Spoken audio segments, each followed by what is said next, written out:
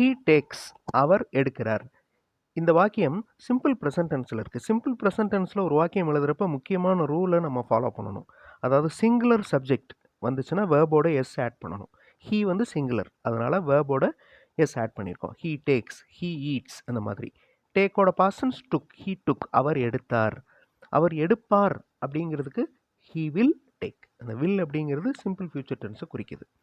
இதே மாதிரி you give, நீ கொடுக்கிறாய். இந்த யூ அப்படிங்கிறதுக்கு நீ, நீங்கள், ரெண்டுக்குமே யூ தான். ஓகே, ஸோ சிங்குலர் சப்ஜெக்ட் இல்லை பாருங்களேன், அதனால் கிவ் அப்படிங்கிற வேர்போட எஸ் ஆட் ஆகலை. யூ கிவ், யூ கேவ், கிவோட past tense gave, you will give. Okay, இது simple future tense. So simple present tense, simple past, simple future டென்ஸில் நம்ம சொல்கிறோம்.